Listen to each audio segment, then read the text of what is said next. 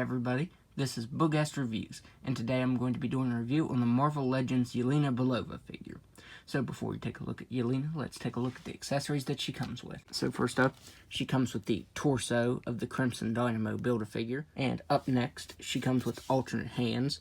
The hands that I have on her right now are her fisted hands, and she comes with gripping hands for her pistols. So let's go ahead and switch those out. And the hands are pretty easy to switch out and put on.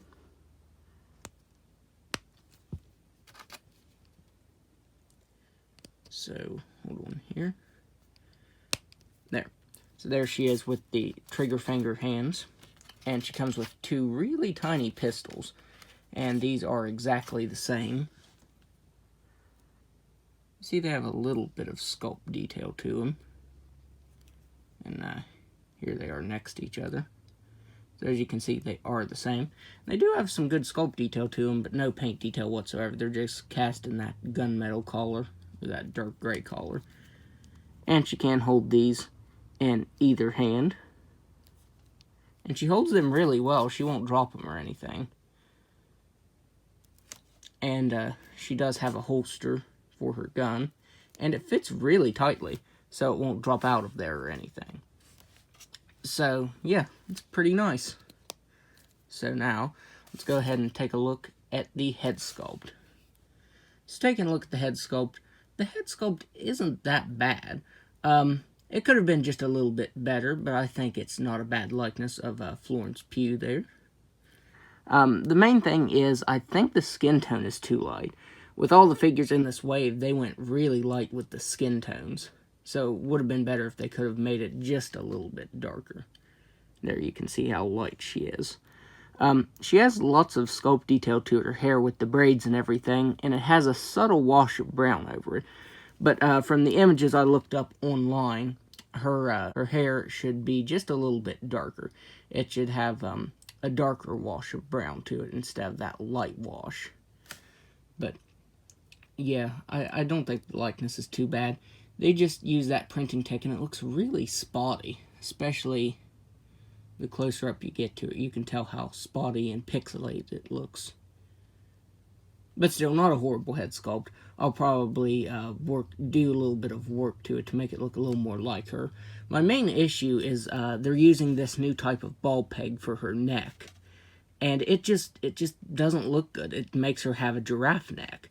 It's just really long, and anytime you pose her head to the side, that is what you see. And I don't like that. So I will probably trim the neck peg down just a little bit. That way she doesn't have that giraffe neck. And looking at the torso right here, you get a green jacket, or green vest, I should say. And it looks very similar to the one that Black Widow wears in Infinity War. So I don't know if that is intentional or not. Let me get it back up here. You can see it is slightly different with the straps right here around the shoulders. And the back holds her batons, or whatever you want to call them. It doesn't actually hold them, but it's sculpted on there like that. And this one doesn't have that. So I'm wondering if these are supposed to be the same thing, that she gives this to Black Widow, and then she wears it in Infinity War, because Black Widow is set before Infinity War. But the vest looks pretty good. It's got some texturing right here on the parts that are black. It's very subtle, but it has some nice sculpt detail to it. And her suit is done in an all-white collar. And she has her stingers right here. And they look pretty good. They're done in that gunmetal collar. And she has the Black Widow belt there, with some knives right here on her left thigh. And I'm wondering if the Black Widow logo right there is supposed to be red on each of the knives. They're not removable or anything. It kind of would have been cool to have them be removable, but these are very tiny, so I probably would have lost these very easily. But you can see they have a little bit of sculpt to them, and I'm pretty sure that was probably supposed to be red, the Black Widow logo there. And here, which I showed before, is the holster for her other pistol. And you get the straps right here in gray. And that is about all to go over with this figure. The rest of the figure has some nice sculpt detail, but the rest of it is an all-white collar. So now, let's go over her articulation. So another thing I don't like about these new ball joints is they don't allow for very much articulation.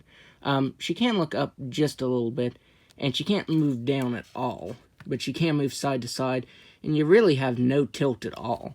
So I hope Hasbro is not going to switch to that full-time, because I am not a fan of that. She has ball-jointed shoulders that can move out all the way.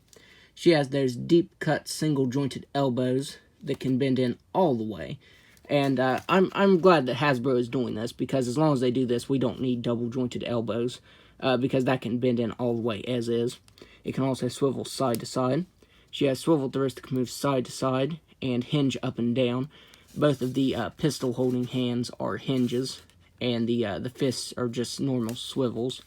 She has a ball-jointed diaphragm that can move back all the way. She can't move down very far, and she can move side to side. She has ball-jointed hips that can just about do a complete split. She can kick forward slightly and back slightly. She has swivel at the thigh that can move side to side. Double-jointed knee. Swivel at the ankle that can move down all the way. And it can't move up more than the way I had it. So I do wish it could have moved up just a little more. And she has an ankle rocker. So the articulation isn't bad. I just really wish the ankles, they would have had more of a cut to them so you could get them bending in more. She can be a little bit tricky to stand because of that.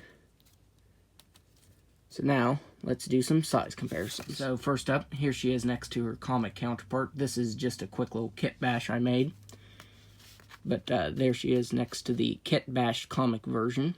This is just the Vintage Wave Black Widow body, Fortnite gun, and the Walgreens Emma Frost head. So if you want to make that, you can. It is very simple.